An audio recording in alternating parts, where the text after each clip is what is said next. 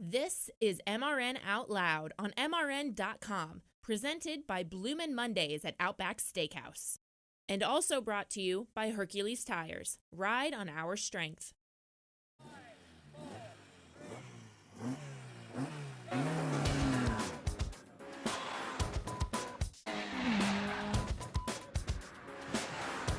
Hello, everybody. MRN Outloud back with you here after the weekend that was at Atlanta Motor Speedway.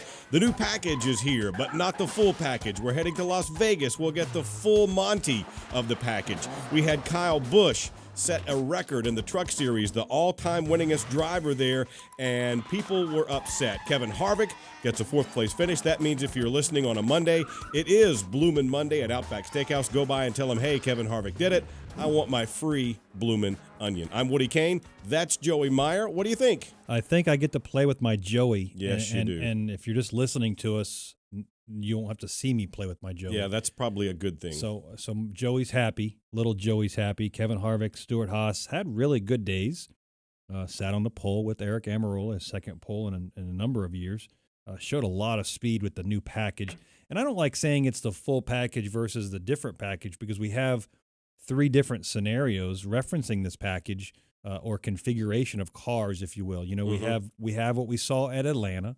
We have what we're going to see at tracks like Vegas, and then we have what we're going to see at tracks like Bristol and Martinsville and maybe some road courses. And Phoenix, for that matter. Phoenix, we'll have exactly full power at Phoenix, right? Yeah. So I believe to say it's the full package, I think is a misnomer, really, because there's just three different configurations. Well, I guess I mean because that's the one that'll be used most often. Because we have more mile-and-a-half tracks, right? Right. So that's really an essence of a game of numbers, I guess, if you will. It's math. But we have three different configurations, and we saw the high speedway configuration in Atlanta. And quite honestly, anybody that has derogatory comments about what they saw at Atlanta really just needs to quit watching because there's nothing from an Atlanta race in the past, and again, that track is unique in the fact that it's so wide and so abrasive on tires. It looks like a gravel road that the rocks don't move. Right, but what we were allowed to do at Atlanta on yesterday's configuration with the cars, we wouldn't able to do as well in the past, right?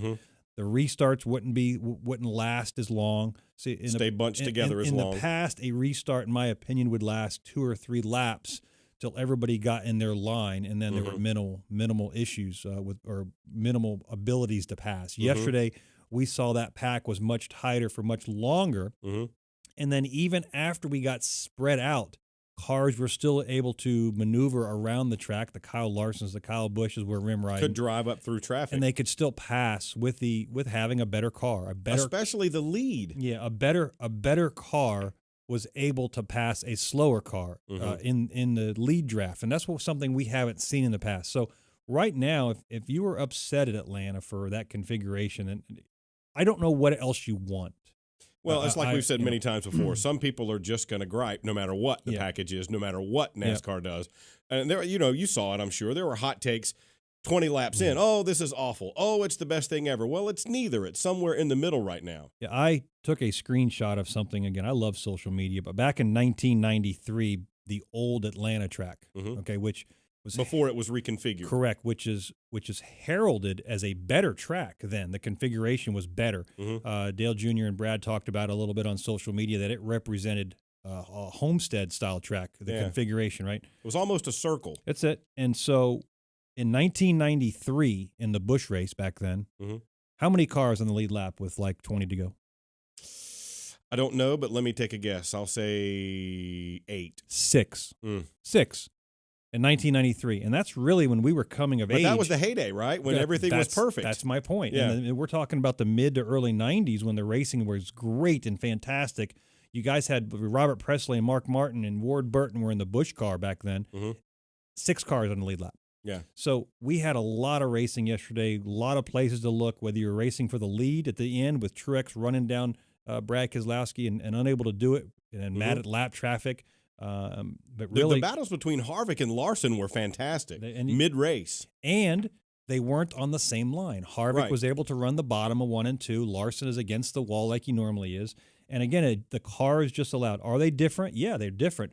But if you were time warped back 5 years or forward 5 years, you can't tell the difference. You don't know why the cars are racing better. It's not like this big scoop on the hood is different. The cars just race different, but you don't know why. Who cares? Right. If it's good racing, it's good. The one thing that jumped out to me the most, I agree with your point about the pack staying together longer after restarts, but I don't remember a time when we've seen, particularly at a 1.5-mile track, where a good car, as you mentioned, a better car, if you will, could drive up to the leader and drive by him without just a huge fight. We saw more green flag lead passes than I think we've seen in quite some time. And to me, that's the one that jumped out the most. Sure. And the drivers talk about this is an easier package to drive, but it's all relative. Once they get going, they're driving as hard as they can, right? And Ryan Blaney made a comment on Twitter because somebody was like, this is crazy. These drivers aren't even trying. They're trying. You try. They're trying. They're trying a see lot. How easy it is. They're wearing these steering boxes out in these cars. The movements may not be as large. We may not see slipping and sliding around because the cars have more downforce. There's more pressure being pushed down on the roof of the car. But it's not from a lack of effort on these guys. And the guys that are going faster are simply doing a better job than the guys aren't doing as fast. And their cars are struggling in the back. And it's an interesting concept from the configuration in Atlanta. Now we go to Vegas with a completely different configuration. And I'll be very curious to see how that ends up. All right, we'll talk about that package a little bit more as we move through the show. Christopher Bell gets the first win in a Supra for Toyota on the Xfinity side, and he waxed the field. And as we mentioned, Kyle Busch, a huge win, a milestone win for him in the Truck Series. All that is coming up right here on MRN Out Loud. I'm not blooming good, I'm blooming great. Put a shrimp on the barbie and sizzle my steak. Woo, I want that onion to bloom, and it get in my senses like a sonic boom. No rules, just right. So cold, so nice, and I'm so ready for that Outback steak tonight. Outback Steakhouse, that's what it's all about. Outback Steakhouse, blooming great. Clutch Coffee Bar in Mooresville, North Carolina is redefining the drive-through coffee game in Race City, USA. The Clutch experience is quick, efficient, and personal. Unmatched customer service is the name of the game. Clutch Coffee Bar offers signature espresso drinks, classic coffees, custom-flavored infused energy drinks, smoothies, and more. With over 25 flavors, there's something for everyone. Visit our 2 locations in Mooresville, 356 Williamson Road and 154 West Plaza Drive. Open daily 5 a.m. till 9 p.m. Power up today with Clutch Coffee Bar. Hear that? That's the fastest Sunday of the year. The Auto Club 400 is the single biggest NASCAR race on the West Coast. Join thousands of speed-hungry race fans as we gather around to watch 40 of the world's best drivers lay it out on the line and drop the hammer, flat out and 5 wide. Sunday, March 17th, the Auto Club 400 and Auto Club Speedway in Fontana. Get your tickets at autoclubspeedway.com or call 800-944-RACE.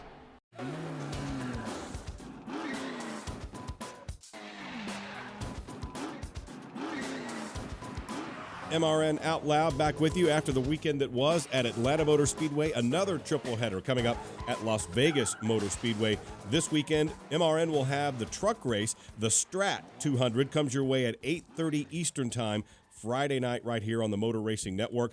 Our friends at PRN, the Performance Racing Network, will have the Xfinity and the Cup race out west as we make our western swing. Are you a guy who likes to go back and forth? I know your piloting skills mean that you're often traveling back and forth, but would you rather stay out or come back and forth? The more I can fly, the happier I am, right? I enjoy the concept of being able to utilize my job to make going back and forth more efficient, right? Mm-hmm. If I was having to drive, there's no way I would want to do that. Yeah. And there are some guys that love driving. The truck drivers, they like going out west and then driving through the mountains and taking 36 hours. It's not for me.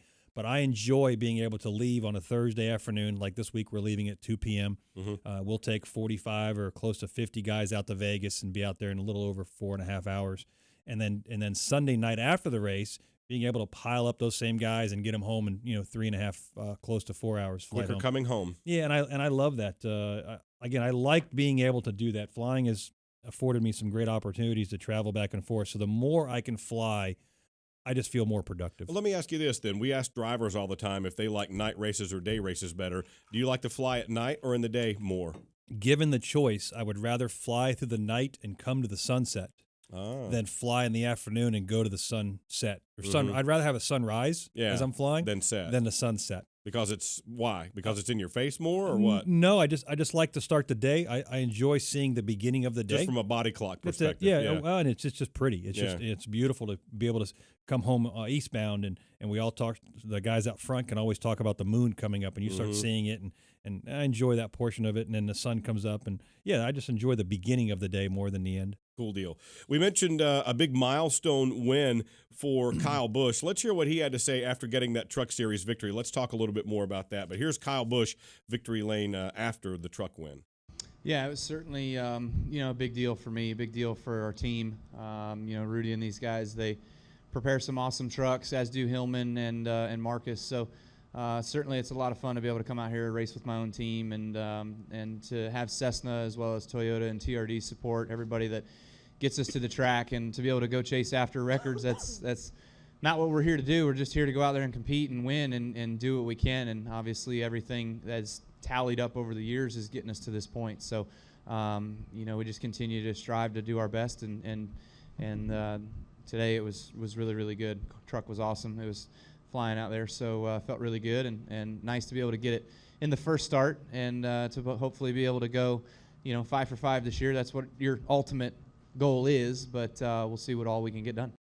Kyle Busch, after his 52nd win in the Truck Series, the Gander Outdoors Truck Series now, and he passes a Hall of Famer in Ron Hornaday to become the all-time win leader in the Truck Series. I had his pit box on Friday night, and the one time he came down thinking he had a loose wheel, fell back as far as 23rd and drove right back up to the front. But as expected, there was some outrage. This is a good opportunity that I'm going to take this little soapbox of mine out, and I'm going to get up on it and talk about this a little bit. Little soapbox. Well, here we go. Little known driver in 2003, working for a little operation over at Hendrick Motorsports, failed to make his first attempt in the Cup Series at Homestead. Did not qualify. Kyle Busch.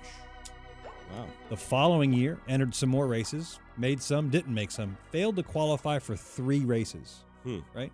So over the years, he's gotten pretty good. You think? But one of the complaints that we have that gets so tiring to hear about is the fact that he's ruining the Truck Series and Xfinity Series races because he enters them.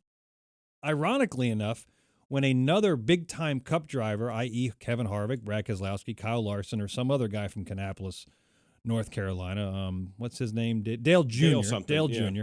They enter races and everything's great. It's fantastic to see. We can't. In fact, we've already heralded the fact that Dale Jr. is entering Darlington. We've already talked about the throwback paint scheme. He wants to run a truck race too, by the way, at Martinsville, and nobody's upset about that. All right. Well, the interesting thing that Kyle Busch provides is in the last 10 years of owning a truck team, he's entered over 500 races as an owner. Multiple trucks, of course. Multiple trucks. But the thing that people have to realize, and they don't want to realize it, but we need to understand that the reason Kyle Busch does this is twofold. He has a business. He likes racing. He said that. We're not here. But the one thing, did you hear he mentioned Cessna? He mentioned Toyota. Those are the people that are paying the bills. Do you know why Cessna wants Kyle Busch in a race? So that they provide money for other drivers. A small list of people that have gone through the Kyle Busch. Now, we're not talking Brad Keselowski. The deal is a big-time sponsor like that will say, okay, Kyle, we'll write you a check if you drive it X times. How many of these drivers would not have had an opportunity to drive if it wasn't for Kyle Busch running races and providing opportunities in another truck or alongside the truck that Kyle Busch runs? All right, for those of you scoring at home. That's it. Here we go. We're going to go Johnny Benson Jr., Brian Eichler, Casey Kane, Taylor Mulsum. We've got Herman Quiroga, Kimi Räikkönen, Josh Richards, famous Josh Richards, good nose.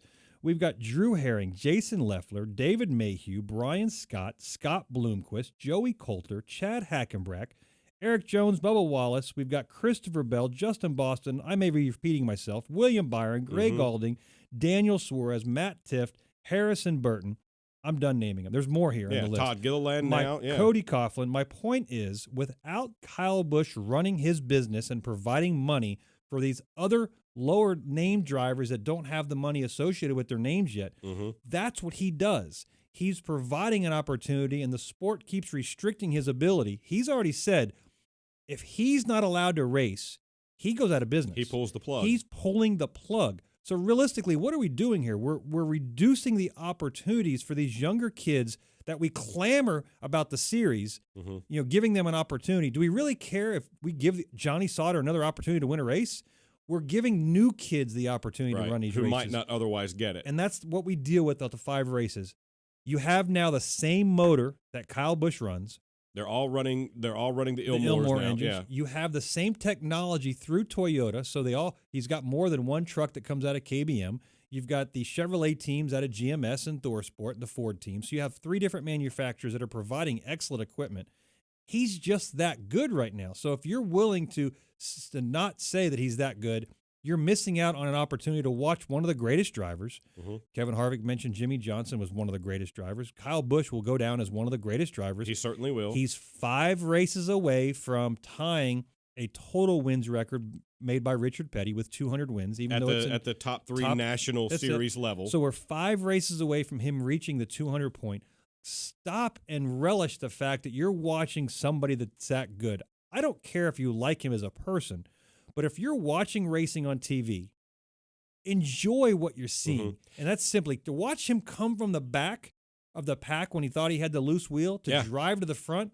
It's just spectacular. Right. If you're honest, you don't have to like him, but you have to acknowledge and admire the talent. Exactly right. Yeah. And I don't see how you don't. He's given these kids opportunities to make a name for themselves. Some of them have. The Eric Joneses of the world went through the Kyle Busch Motorsports after he was beat Snowball Derby. Eric Jones beat Kyle Busch. Kyle said, hey, I want you over here. Yeah. And Eric's made a name for himself. And now he's in Cup. And now we see the Todd Gillians and the Harris Burtons. They're the next group of small stars coming through KBM. So kudos.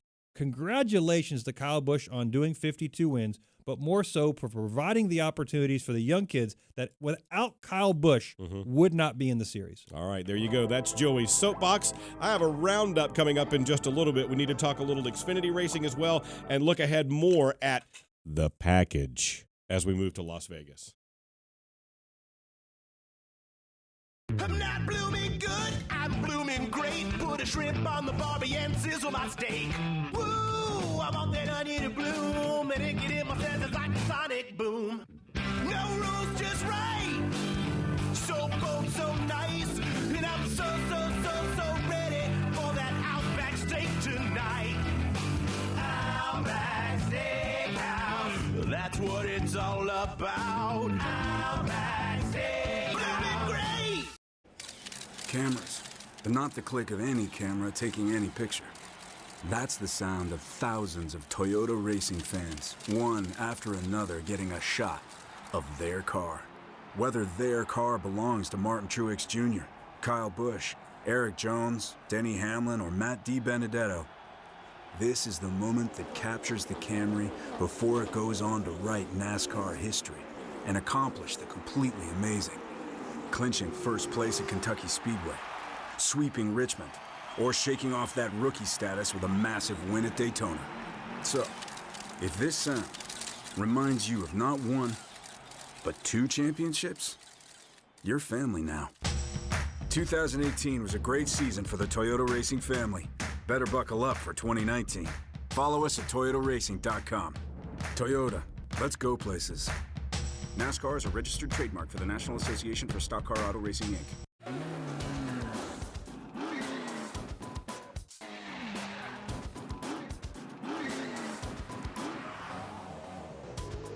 Oh man, that's really, really big.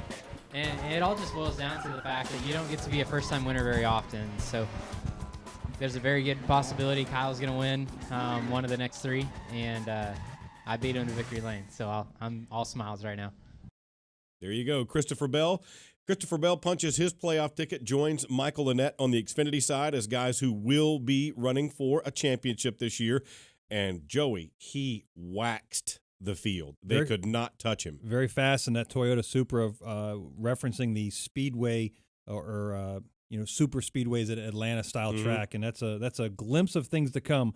I think we're looking at a perennial favorite right now at Christopher Bell, specifically because we got rid of Elliott Sadler. He retired. He was one of the perennial favorites. Anybody from Junior Motorsports, we already saw one victory out of that camp with Michael Annett. But I realistically believe that Christopher Bell is the guy with the experience. They have that new car, and Toyota does a really good job of bringing new equipment in The that we're going to see. Supra. Yeah, we're going to see Christopher Bell many, many times this year on Victory Lane. I think it's his championship, his season to lose, simply if they just make mistakes, and I don't expect that to happen. I certainly think he's the favorite as well, and he could probably be in a cup car right now, but one more season in the Xfinity side won't hurt him. He said himself there are some things he'd like to be a little bit better at, finishing races perhaps.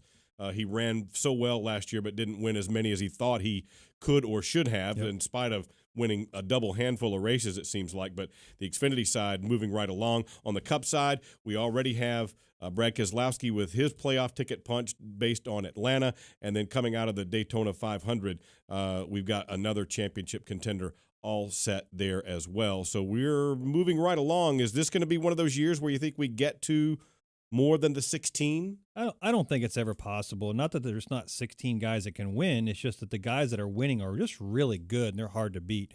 Yesterday, we saw Kyle Larson run really, really strong. Kyle Busch run really strong, had a tire issue. Kevin Harvick. There were 5 guys that legitimately, without a doubt, could have won that race. Truex. So we had 5 guys. We just named them right there. Those are the 5 that easily could have won that race. Joey Logano named 6. He had a lug nut issue. All 6 of those guys are going to be perennial favorites every race we go to. So I think getting 16 drivers to win in 26 races is going to be very, very difficult. Let's talk a little bit more about the new package. We saw part of it at Atlanta. This is going to be my roundup because I'm thinking right now we're still only at race 2 and we haven't seen the full thing yet. Oh, here we go. Yeehaw! There we go. So we go to Atlanta, and there was a lot of hue and cry at Daytona, like, this new package is really going to ruin everything. I don't see anything different. Well, because there wasn't anything different at Daytona. That was last year. They were using up inventory. Now we go to Atlanta. It had the big spoiler. It had the big splitter.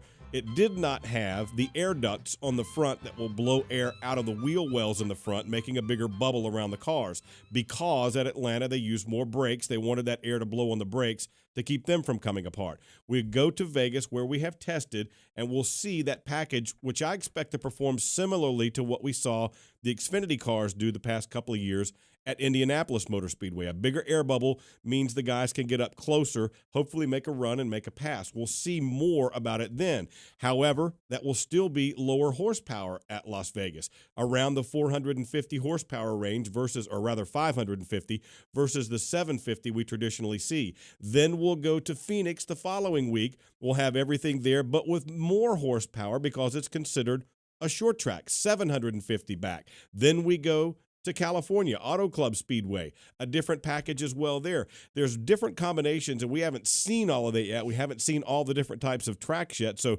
the people who are running to judgment early, which happens all the time in this sport and others, I think just hold off a little bit and let's see how it plays out. I think, again, NASCAR still was the highest rated sporting event of the weekend, so that's 2 weekends in a row there. Maybe it was curiosity after Daytona to see, maybe not, who knows? But I think it's too early to say this is the best thing ever or it's the worst thing ever. And I still think what we're going to see is we're going to see configurations work better than other configurations. I'm not saying package. Stop saying package. Yeah. I don't like package. I don't want to talk about your package anymore. But I think the configurations at certain tracks will be better than configurations at other tracks. You're not going to have, this is not a light switch where we're going to have essentially three configurations and you're going to turn a switch on and every single race is going to be great. It just isn't going to happen because we still have these different tracks that sometimes, like I've said in the past, sometimes it's not the car's fault.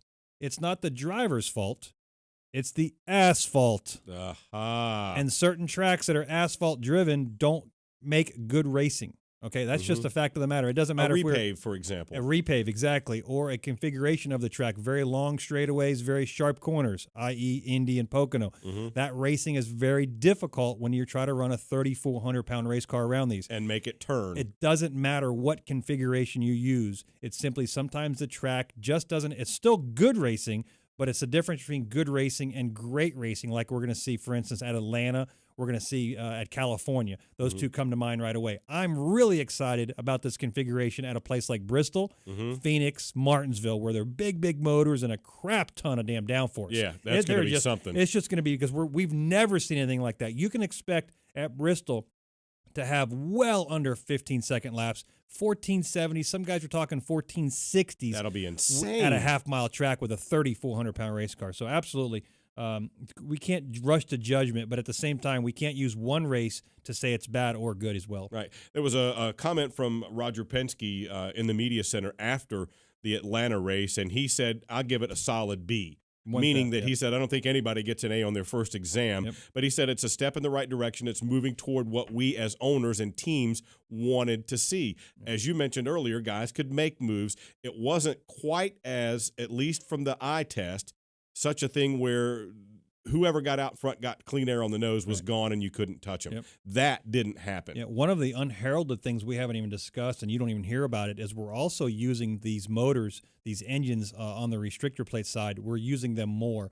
Last year, I think we had 13 races that we had to use a motor for 2 races, so 13 races or 13 engines twice. And now we've actually moved that forward. I don't know the exact number, but we're using a motor more for more races now. And that's, again, cutting the cost down on the teams, trying to allow other manufacturers when they're looking at coming in. Let's be honest. Hondas of the world, all the foreign manufacturers have an interest because they sell cars in the United States, quite a few cars in the United States, and they're looking to get into this sport. And how can we prepare them? And when they're looking ahead and we're going to run one motor for one race, that's not a really good investment. But if those guys can come in and produce a 500, 600 horsepower motor and run them for multiple races, it's very appetizing. The other interesting thing, I talked with Doug Yates, who Roush Yates Engines builds the Ford power plants for the series, and he said something very interesting. This was right before the season started.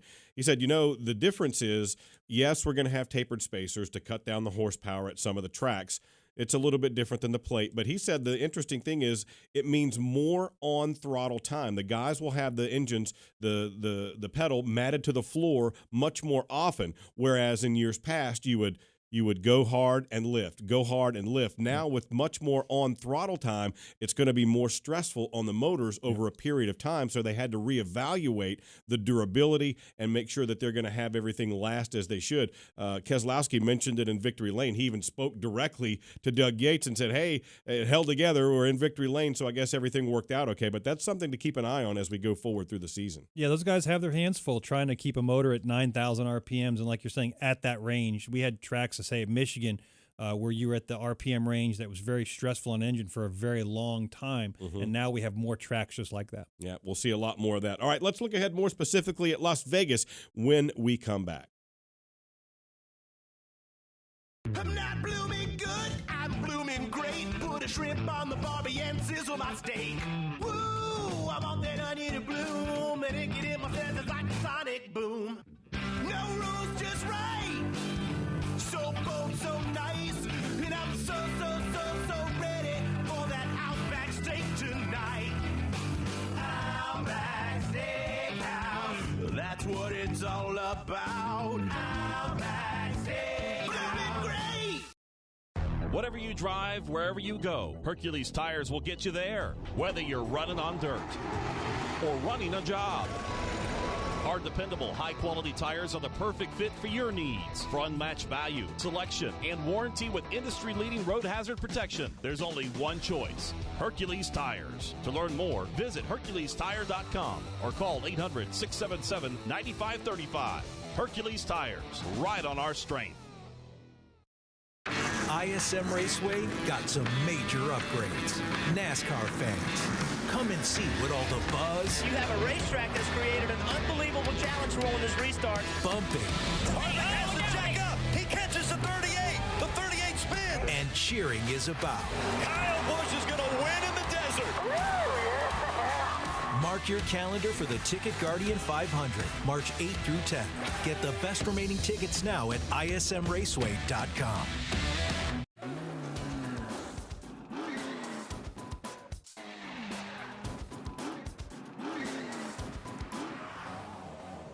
Las Vegas Motor Speedway next on our agenda. Another triple header to open the season. MRN will have the truck race, the Strat 200, 8:30 Eastern Time, Friday night right here on the Motor Racing Network. And before we get too deeply into the racing, I know you like to, you folks might not know this, but Joey is not only a pilot, not only a spotter, but he is a bowler. And we stay here at MRN, and Joey does too, at at the South Point, which Brendan Gaughan has kind of brought into popularity in the NASCAR side. The hotel casino there has many restaurants, a movie theater, and a bowling alley. Bowling alley actually has 2 different bowling alleys, and this year is providing the opportunity for the pros and the amateurs alike, like myself, to bowl in the USBC Nationals. Last year's in Syracuse. Now, what's USBC? It's the United States Bowling Congress. Okay. And then every year it's the largest organization of all the bowlers. If anybody bowls in a normal league at their local house in their city, it's a USBC certified. So that when you go there and you bowl, you know that the lanes met a certain minimum, and they count your scores as being sort of legal. like developing a golf handicap. That's exactly right. Yeah. So last year's was in Syracuse, and every year they have a new location. South Point tends to have one about every 3 years, and this 2019 will provide the opportunity to go bowl USBC Nationals. And I was very fortunate to meet Shannon O'Keefe and Brian O'Keefe. She's a professional bowler, and they both instruct over at McKendree in Illinois at the university for the women's team and the men's team. Oh, okay. I didn't know they had collegiate bowling teams. Okay. Very, very big bowler. And so I met them, and then they offered up an opportunity to go bowl the USBC Nationals this year. So the Monday after Sonoma, I'm doing a little bit of traveling to get from Sonoma to Vegas. That I'll be able to bowl Monday and Tuesday with them. I'm really looking forward to it. So you're going to get in some practice rounds here at the South Point coming up this weekend? I think I'm going to try to bring some stuff with me. Not a lot, but I'll bring a couple of different balls and see how it works out.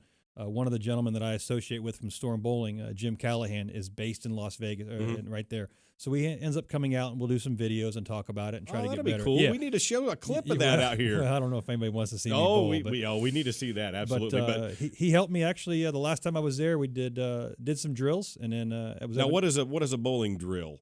To where you're really breaking down, a 5-step approach to the foul line is a lot going on, and very rarely do people just sit at the foul line practicing a final release. There's things like that. But being able to get your timing, your backswing, where your hand position's at. So you can repeat it every time. That's it. And it's very hard to self-diagnose it without somebody else watching you or doing video. So we were able to do that. And then actually came back home and rolled one of my – I have not rolled an 800 series yet, and that's really my next goal.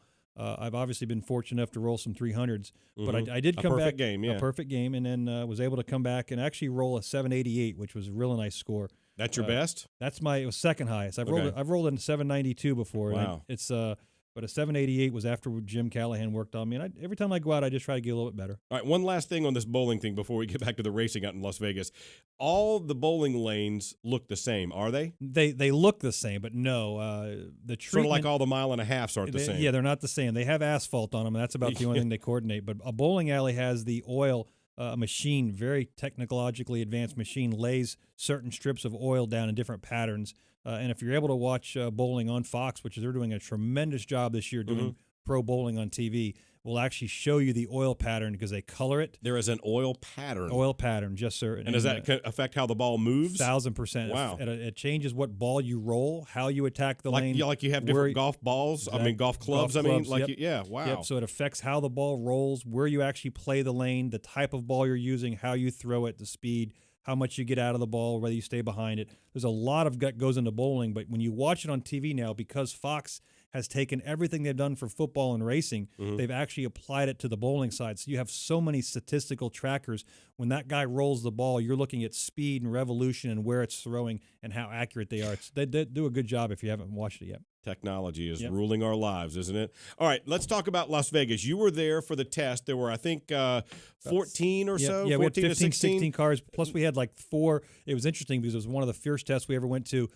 We actually had Xfinity cars on the track at the Cup cars at the same time. Oh, really? Almost like an IMSA race, yes, sort exactly of. Right. Well, what did you notice? What jumped out at you? Because this will be when we actually see the air ducts blowing the air out of the wheel wells. Yeah, so one of the things that those brake ducts blowers do is really changes the way you side draft. Because when we side draft a car, which means you're pulling up to a car with your left front fender on his right rear quarter panel, and you have air coming off your nose, it tends to slow that car down. You see a lot of side drafting yesterday. It changes the way the air flows around the car. And you actually can drag the car back to slow him down. Well, those side ducts change that because the air is coming out and actually slows you down. At a wider angle. At a wider angle. Okay. So the side drafting is a little more difficult. The one thing we at the test was a little cooler.